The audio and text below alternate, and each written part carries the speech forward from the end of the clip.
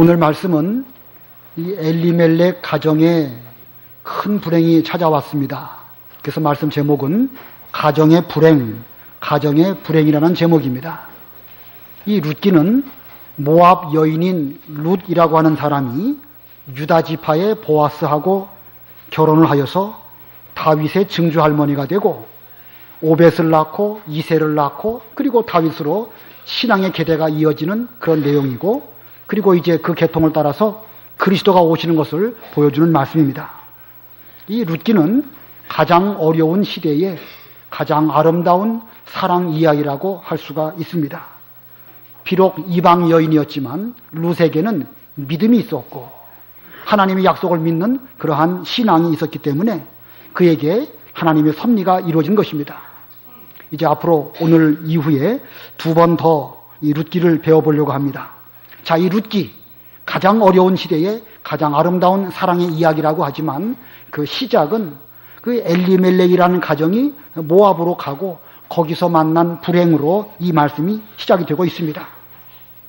사람이 살아가면서 여러 가지 불행을 겪는데 그 불행 가운데에서 가정의 불행은 불행 중에 불행이라고 할 수가 있을 것입니다.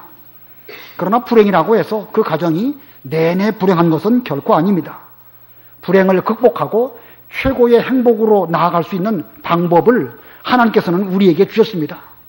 자, 불행을 극복하고 최고의 행복으로 나아갈 수 있는 방법이 무엇이겠습니까? 그건 믿음입니다.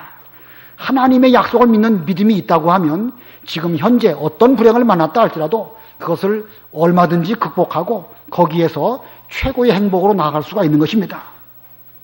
이 성경 원리적으로 보면 이 죄 때문에 불행이 찾아옵니다. 그러나 불행한 환경이 우리의 전 삶을 완전히 좌우하는 것은 아닙니다.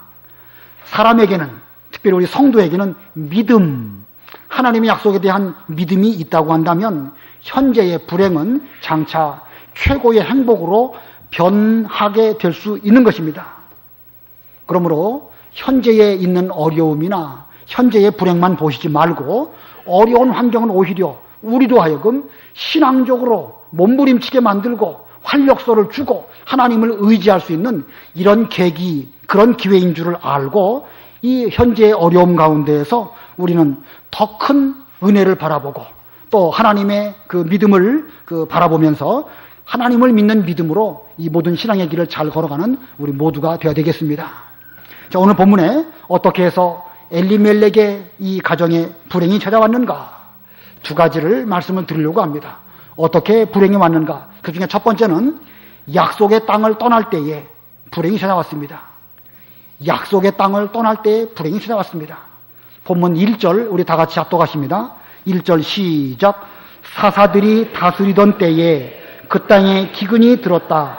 유다 베들레헴의 한 사람이 모압 지방에 가서 거주하기 위해 그 아내와 두 아들과 함께 떠났는데, 자, 사사들이 다스리던 때에 그 땅에 기근이 들었다. 요 한 문장 속에 그 당대의 사회 분위기를 잘 보여주고 있습니다.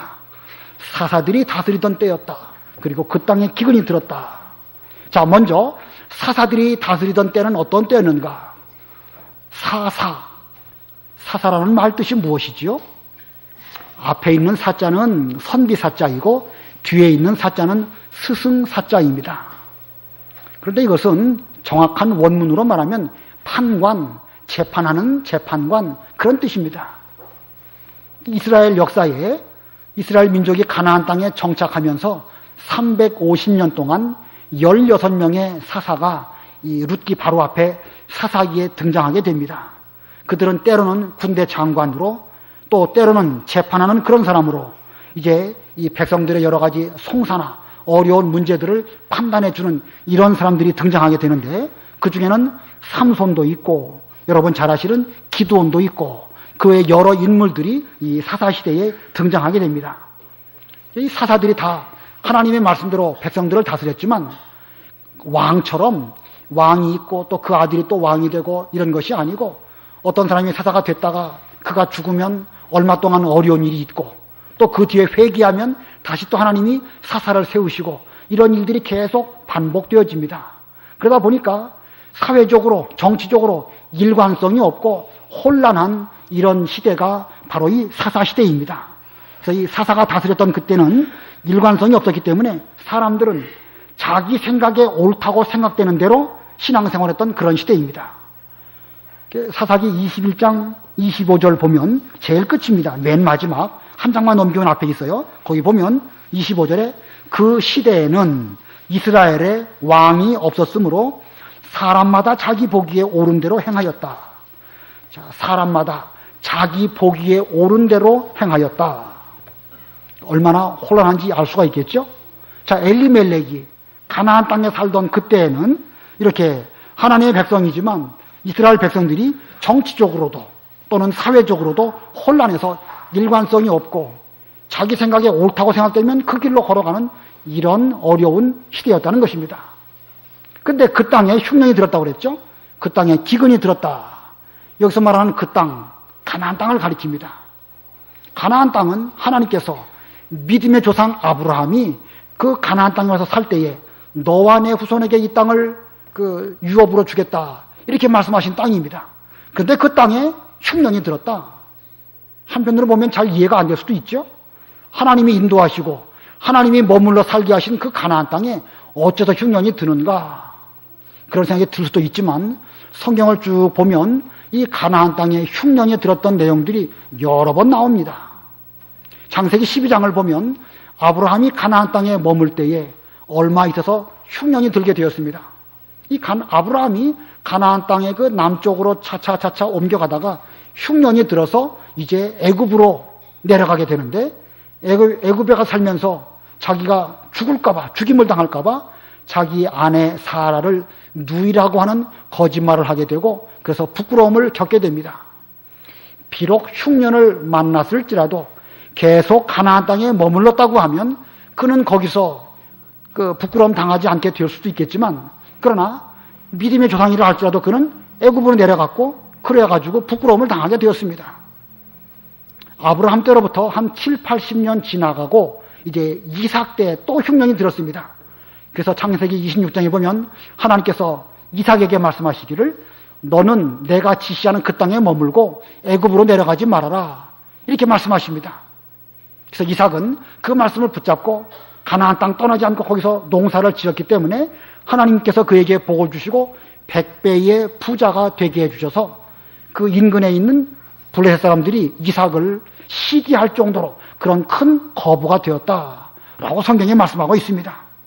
자, 이 흉년을 만났지만 이삭은 가나안 땅을 떠나지 아니하였기 때문에 오히려 그 흉년이 이삭에게는 부자가 되는 그런 계기가 되었습니다. 그러다가 이제 얼마 지나서 야곱 때도 흉년이 들지요. 야곱의 아들 요셉이 잃어버린 줄 알았는데 요셉은 애굽으로 내려가게 되었고 거기서 왕 앞에 서는 총리가 되었습니다. 7년 동안 풍년이 있고 또 7년 동안 흉년이 임하게 되었는데 그때에 야곱의 식구들이 그 흉년 때문에 애굽으로 내려가는 그런 계기가 되었습니다. 자, 그러고 보면 이 흉년이라는 기간을 통해 가지고 하나님은 여러 가지로 우리 사람들을 연단도 하시고 훈련도 시키시고 하나님의 섭리를 이루기도 하시는 것입니다.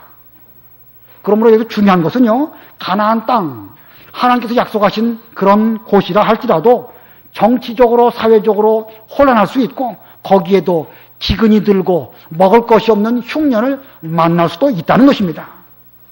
이 지상을 살아가는 우리 성도의 현실이 마치 그와 같은 것입니다. 여러분들이 이 땅에 살아가고 있는데 이 세상 우리가 믿음으로 살면 얼마든지 복 주시고 얼마든지 행복할 수 있겠지만 그러나 꼭 그런 건 아니에요. 우리의 현실은 마치 가나안 땅과 같아가지고 여러 가지 어려운 일들을 겪을 수밖에 없는 것이 이 세상의 현실이라는 것입니다. 지금 우리가 살아가는 것은 무슨 낙원이 아닙니다. 에덴 동산이 아니에요. 또 가만 보면 에덴 동산도 역시 마찬가지였죠.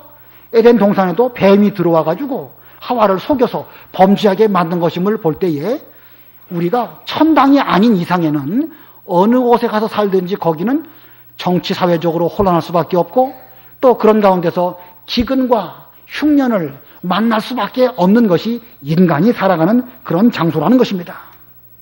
신명기 11장에 보면 모세가 이스라엘 백성들에게 너희들이 앞으로 들어가서 살게 될 가나안 땅은 어떤 곳이다라고 말씀해 주는데, 거기 보면 너희들은 과거에 애굽 땅에 살 때에 농사를 하여 종자를 뿌리면 이제 물 대기 위해서 발로 쉽게 물을 댈 수 있었던 그런 애굽 땅이었지만, 너희들이 들어가서 살 가나안 땅은 산이 있고 골짜기가 있어서 비가 오면 그 비를 다 흡수해버리는 그런 곳이다. 자, 얼마나 농사 짓기가 어렵겠습니까? 애굽 땅에서는 나일강이 이렇게 한 번씩 이렇게 범람하게 되면 비옥한 땅이 되어가지고 물대기도 쉽고 농사도 잘 돼서 먹을 것이 넘치는 그런 곳이었지만, 가나안 땅은 그렇지 않다는 거예요. 비가 와도 비 올 때만 물이 있고 얼마 지나면 땅이 다 그 물을 흡수해 버리기 때문에 농사 짓기가 어려운 땅이 바로 이 가나안 땅이다라고 말합니다. 그러나 그 땅은 여호와 하나님께서 돌보시는 땅이고, 여호와의 눈이 연초부터 연말까지 내내 함께 하시는 그런 것이 바로 가나안 땅이다, 이렇게 말하고 있습니다. 자, 이게 무슨 뜻이죠? 가나안 땅이 비록 환경적으로 농사짓기 어렵고 또 여러 가지 힘든 면이 있지만, 그러나 그 땅에 머물 때에 하나님의 권고가 있고 하나님의 눈동자가 너희들 위해 항상 함께 하시는 곳이 바로 이 가나안 땅이니까, 너희들은 그 땅에 들어가서 무슨 농사 잘 져가지고 배불리 먹을 생각하지 말고 하나님의 은혜로 살 그런 마음가짐으로 가나안 땅에 들어가라, 이렇게 말했던 것입니다. 자, 그런 가나안 땅. 그런데 이 엘리멜렉이 살았던 그 가나안 땅은 가나안 땅 중에서도 유다의 베들레헴이었습니다. 장차 그리스도가 오시기로 작정된 그곳이었습니다. 그러므로 엘리멜렉은 가나안 땅, 특별히 유다의 베들레헴 떠나지 않았어야 하는 것입니다. 비록 눈앞에 기근이 오고 고난이 있고 그렇다 할지라도 거기가 바로 하나님의 권고가 있는 땅인 줄 알고 흉년 때에 거기를 잘 지키고 거기에 머물렀어야 했지만, 이 엘리멜렉은 그 땅을 떠나갔던 것입니다. 그것이 그 집안의 불행의 시초가 되고 말았던 것입니다. 자, 우리가 머물러야 한 가나안 땅은 어디입니까? 지금 현재 여러분들에게 대하여 가나안 땅은 어디일까요? 하나님께서 여러분들을 심어 놓으신 곳, 여러분에게 말씀을 주시고 진리를 일깨워주는 그 장소가 바로 우리들의 가나안 땅입니다. 그러나 우리가 신앙생활하는 이곳에도 여러 가지 혼란도 있고 기근이 있을 수 있으며 또 많이 있습니다. 다시 말해서 우리 교회, 우리의 현실도 가나안 땅과 다를 바가 없습니다. 이 교회도 혼란을 겪을 수 있고 또 신앙생활하는 가운데 우리가 은혜를 받아야 살지만 그 영적인 면에서도 흉년을 만날 수 있는 것이 우리의 현실입니다. 저는 본의 아니게 여러 교회를 많이 다녀보았는데 다니는 교회마다 다 어려운 문제들을 안고 있습니다. 특별히 한 교회에서 오랫동안 신앙생활하다 보면 여러 가지 상처를 받을 수 있습니다. 내가 상처를 주기도 하고 상대방으로 말미암아 상처를 받기도 합니다. 또 오랫동안 있다 보면 여러 가지 문제가 더 복잡하게 꼬이기도 합니다. 오랫동안 있어도 도무지 은혜가 안 되는 그런 기간도 있을 수가 있습니다. 미운 사람도 생기고 그 미운 사람하고 함께 같은 공간에서 신앙생활 한다는 것이 여간 어려운 일이 아닙니다. 그러다 보면 그런 것이 계기가 되어서 이 교회를 떠나가는 일들도 있을 수 있습니다. 그러나 결과적으로 본다고 하면 어떤 사람에게 하나님이 복 주시는가? 하나님께서 우리로 하여금 뿌리 내리게 하신 그곳에서 이제 거기서 오랫동안 부모, 자녀, 손자, 증손자 오랜 기간 동안 거기에 머무는 그 가정에 하나님이 복 주신다는 사실은 성경이 우리에게 보증하고 있고, 또 제가 살아본 경험으로 볼 때에 그런 사람에게 주시는 복이야말로 최고의 복이구나라고 제가 느꼈던 것입니다. 전에 제가 다녔던 교회에 어떤 집사님이 한 분 계신데, 그분은 일찍부터 동대문 시장에 가갖고 포목 장사를 하셨어요. 근데 그분에게 어머니가 계신데, 그 어머니 기도 많이 하시는 분입니다.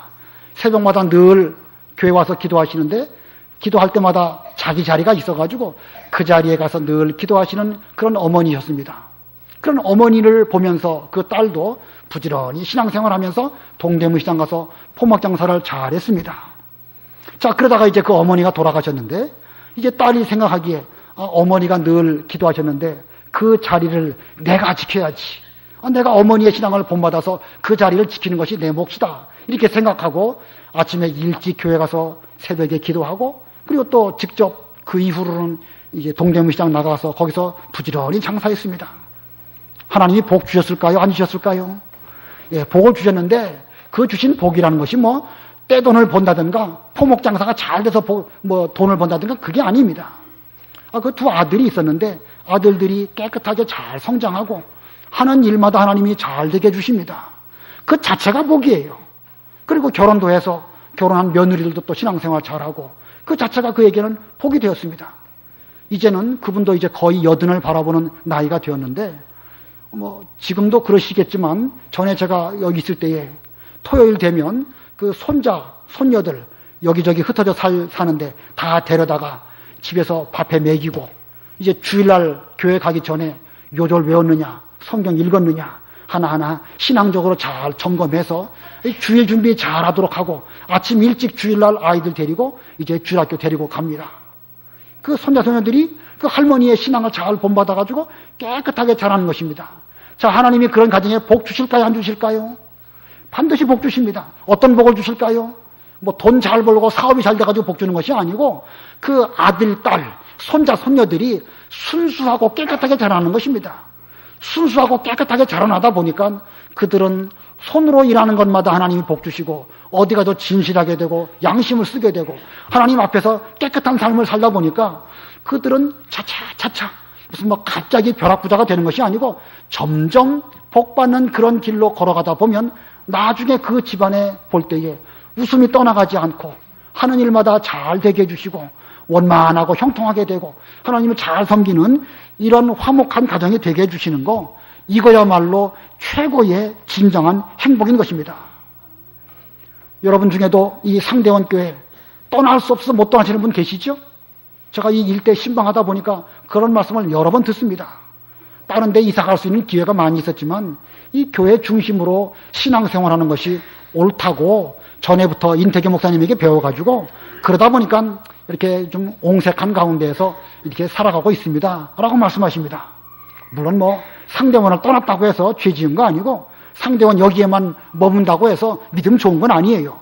제가 말하고자 하는 것은 신앙생활을 잘하기 위해서 교회 근처에서 생활한다고 하면 그 중심을 보시고 하나님께서는 그에게 복을 주십니다.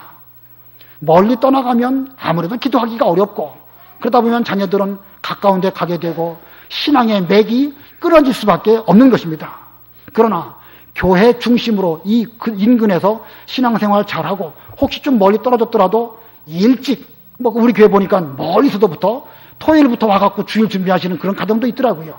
자, 그런 정신으로만 산다고 하면 하나님은 그 가정에게 최고의 행복을 반드시 주실 것입니다.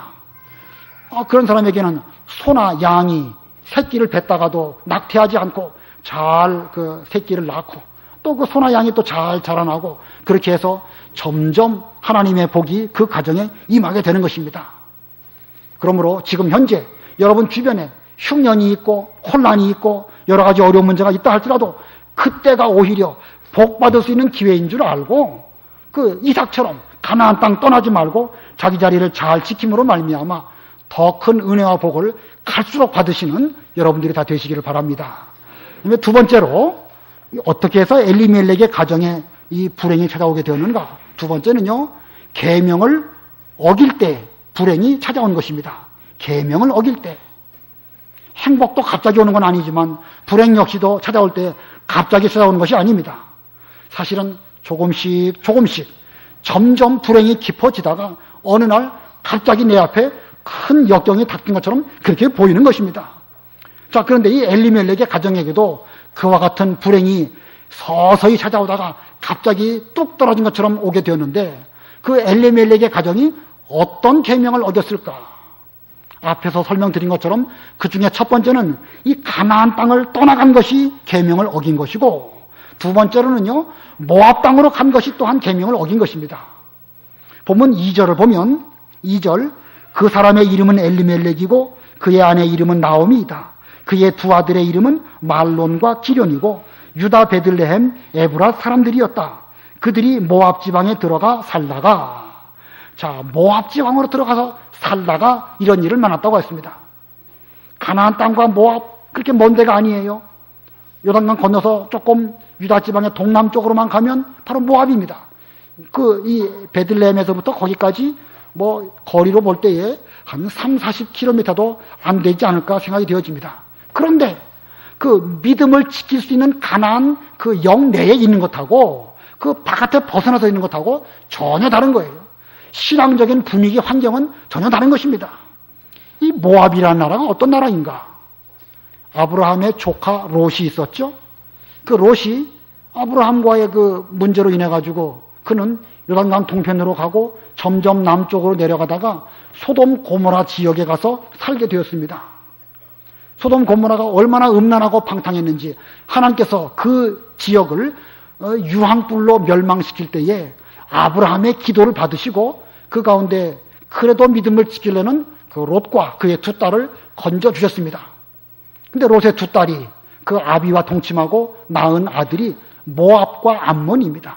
그래서 모압이라는 아들을 통해서는 모압이라는 민족이 나오게 되었고, 암몬이라고 하는 이 아들을 통해서는 암몬이라고 하는 민족이 나오게 되었는데, 특별히 이 모압 민족은요, 이스라엘 백성들이 애굽에서 나와가지고 광야를 통과해서 가나안 땅으로 가고자 할 때에 그게 못마땅해가지고 그 모압 왕 발락이 거짓 선지자 발람을 통해가지고 이스라엘 백성들을 저주하게 만들고 이스라엘 백성으로 하여금 범죄케 하는 그런 악한 꾀를 베풀었습니다. 그래서 하나님께서는 모세를 통해서 말씀하시기를 너는 평생 동안 영원히 모압의 평안과 번영을 구하지 말아라, 이렇게 말씀하십니다. 이 말은 모세에게 주신 말씀이긴 하지만 하나님의 택한 백성들인 이스라엘 백성들에게 그 모압의 평안과 안녕을 구하지 말아라, 이렇게 말씀하였던 것입니다. 자, 그러니 모압 땅에 이스라엘 백성이 가서 산다는 것은 그것은 있을 수 없는 일이죠. 그러나 엘리멜렉은 가나안 땅에 혼란스럽고 흉년으로 말미암아 모압 땅에 가서 잘 먹고 잘 살려는 생각으로 거기에 가게 된 것인데 이것이 곧 계명을 어긴 것입니다. 그러다 이제 세 번째 엘리멜렉이 죽었을 때에 이 회개하고 자기 자리로 돌아오지 않은 것, 이것이 또 계명을 어긴 것입니다. 본문 3절 봅니다. 3절. 나오미의 남편 엘리멜렉이 죽고 나오미와 그 여자의 두 아들이 남게 되었는데, 모압 땅에 가서 얼마 동안 사는 동안에 그 가장인 엘리멜렉이 죽었습니다. 그리고 그 아내 나오미, 두 아들 말론과 기련만 남게 되었습니다. 자, 나오미와 두 아들들이 이 자기 남편과 아버지가 죽었을 때, 우리가 하나님 말씀을 어기고 이 모압 땅에 와서 살다 보니까 이런 일을 만나게 되었구나, 이런 생각이 들었겠습니까? 안 들었겠습니까? 당연히 들어야 정상이겠죠? 하나님을 섬기는 사람이라고 한다면 그런 생각이 안 들 수가 없습니다. 왜 남편이 죽었을까 생각해 볼 때에, 우리가 원래는 하나님을 잘 섬기는 가나안 땅에 있어야 마땅한데 이 모압 땅에 와서 살다 보니까 남편이 죽게 된 것은 아닐까, 이런 생각이 들 수밖에 없었던 것입니다. 그러나 그들은 너무나 오랫동안 거기에 살면서 또 그 분위기가, 환경이 전혀 달라지다 보니까 그들의 마음이 둔해진 것입니다. 그냥 우연히 남편이 죽었겠지라고 생각하면서 어떤 죄가 생각이 나고 계명을 지키지 못한 것이 생각났음에도 불구하고 그걸 덮어둔 거예요. 덮어두다 보니까 그 죄가 점점 더 장성하게 될 수밖에 없었던 것입니다. 우리는 우리 속에서 말씀이 생각날 때 그 말씀을 소멸하지 말고 그 말씀을 따라가는 것이, 그게 올바른 것입니다. 항상 기뻐하라, 쉬지 말고 기도하라, 범사에 감사하라, 성령을 소멸치 말고, 예언을 뭐하지 말고, 멸시치 말고, 하나님 말씀이 생각날 때 그 말씀대로 회개하고 돌이키면 더 큰 불행이 찾아오지 않습니다. 그런데 이 엘리멜렉이 죽었을 때 그 남은 식구들이 이 성령을 소멸하고 예언을 멸시하는 이런 가운데 있었기 때문에 그들의 불행이 점점 더 커지게 되었던 것입니다. 그러다가 이제 네 번째로는요, 어떤 계명을 어겼냐면 모압 여자하고 결혼하게 된 것입니다. 본문 4절 5절 다 같이 합독하십니다. 4절 5절 시작. 그들이 모압 여자를 아내로 맞이했으며 한 여자의 이름은 오르바이고 다른 여자의 이름은 루시였다.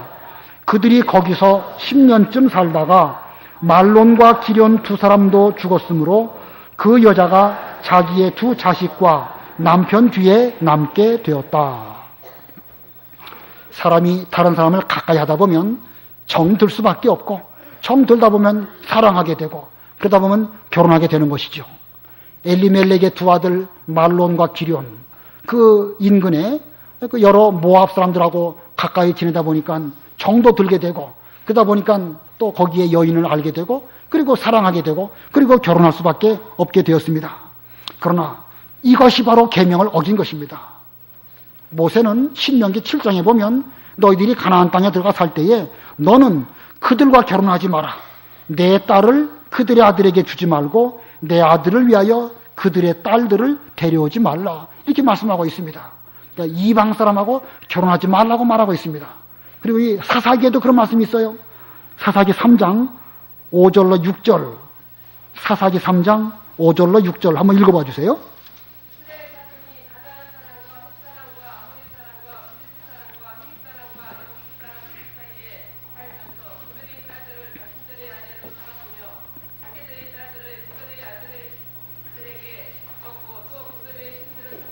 예, 여기 6절에 보면 그들의 딸들을 자신들의 아내로 삼았으며 자기의 딸들을 그들의 아들들에게 주었고 또 그들의 신들을 섬겼다. 자, 왜 하나님께서는 이스라엘 민족에게 그 인근에 있는 가나안 족속들이나 다른 이방 사람하고 결혼하지 말라고 했을까요? 뭐 그 자체가 뭐 죄이겠습니까? 이방 사람하고 결혼하는 자체를 하나님이 그 자체를 죄악으로 본 건 아닙니다. 그 자체를 금하신 이유는 그 이방 신들을 섬기게 되는 것은 이 결혼이라는 것을 통해 가지고 그렇게 되기 때문에 하지 말라고 하신 것입니다. 그러므로 엘리멜렉의 두 아들 말론과 기럨이 모압 여자들을 아내로 삼은 것은 하나님께서 금하신 결혼을 하게 된 것입니다. 근데 오늘 본문을 보면 그런 그 계명을 어겼다고 해서 즉시 그 가정에 불행이 온 것은 아닙니다. 얼마쯤 살다가 그 가정에 더 큰 불행이 찾아왔다고 그랬죠? 10년쯤 살다가, 10년쯤 살다가. 우리 인생이라는 것은 하루하루 살아가는 삶 속에서 우리가 어떤 그 행동한 것들이 축적되고 축적된 것이 얼마쯤 지나서 보면 열매로 나타나게 된 것입니다. 지금 현재 우리가 살아가고 있는 여러 가지 환경들은 10년 전부터 우리가 수고하고 노력하고 걸어간 결과가 지금 현재 우리 가운데 나타나게 된 것입니다. 이 엘리멜렉의 가정에 먼저 가장인 엘리멜렉이 죽고 얼마 지나서 두 아들 말론과 기럨이 이렇게 죽게 된 것은 그 가정이 있어야 할 자리에 있지 아니하고 지켜야 할 계명을 지키지 못하고 한 번, 두 번 이런 일들을 겪으면서 차차 그 계명 어긴 것이 진행되다가 결국은 이 말론과 기럨이 이방 여인하고 결혼하고 그런 결과로 여기까지 오게 된 것입니다. 자, 이거 볼 때에 여기까지가 이 엘리멜렉의 가정이 불행하게 된 원인으로 성경에 기록하고 있습니다. 자, 그런데 성경 말씀은요, 이 이후부터는 완전히 다른 쪽으로 또 이 반전을 이루게 됩니다. 하나님의 구원 역사는 참으로 오묘하고 신기해서 이 엘리멜렉의 가정이 옳지 못한 쪽으로 가게 되어서 그 가정에 불행이 왔지만 하나님은 그 불행을 통해 가지고 오히려 하나님의 구원 역사를 이루시는 쪽으로 또 섭리하시는 것입니다. 그들에게 믿음을 주시고 하나님의 언약을 믿는 그 믿음이 있을 때에 비록 이방 여인인 룻이라 할지라도 그 믿음이 있다고 하면 하나님은 그를 통해 가지고 최고의 복을 주시고 최고로 기쁜 이런 가정을 이루도록 하셔서 그 가정에서 다윗도 태어나고 그 집안 계대를 통해 가지고 그리스도가 오시는 이런 은혜와 복을 주시는 것입니다. 자, 하나님이 하시는 일은 참으로 놀랍죠. 비록 우리 주변에는 혼란스럽고 불행이 찾아오고 여러 가지 어려운 일들이 있지만 그러나 그때 우리에게 믿음으로 준비한다고 하면 그 믿음이 오히려 우리의 불행을 최고의 행복으로 바꿔주는 이런 역할을 하도록 하시는 것이 하나님의 뜻이라는 것입니다. 오늘 이 시간 여러분들이 반드시 기억하실 것은요, 10년쯤 살다가 이런 일이 있었는데 그것을 잘 기억하시면서 우리도 지금까지의 10년은 좀 뒤로 하고 앞으로의 10년을 어떻게 살아야 될 것이냐, 이걸 좀 생각하고 이제 앞으로 내가 믿음으로 살아서 비록 지금 우리의 환경은 어렵고 지금 우리의 가정이 여러 가지 불행을 겪고 있다 할지라도 10년 뒤에는 하나님이 주시는 최고의 복을 내가 반드시 받아야 되겠다, 이런 결심을 하고 돌아가시는 여러분들이 되어야 되는 것입니다. 앞으로 10년 뒤에 여러분은 어떻게 되어 있을까요? 여기 젊으신 분들 계신데 여러 가지 문제들을 안고 살아가고 있죠.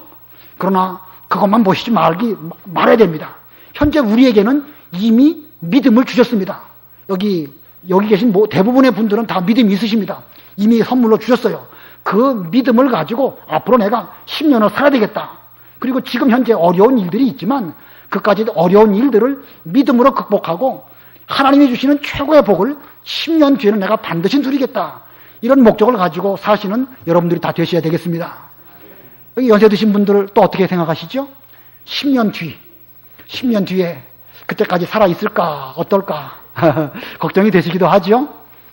예, 떨어지는 해가 마지막을 화려하게 장엄하게 빛을 발하다가 이제 서산으로 뚝 떨어지죠. 내가 죽는 그 순간까지 내게 주신 믿음으로 앞으로 내가 살아야 되겠다. 그런 결심하고 산다고 하면은요, 마지막이라 할지라도 멋있게 하나님 앞에서 살다가 우리는 천당에 갈 것입니다.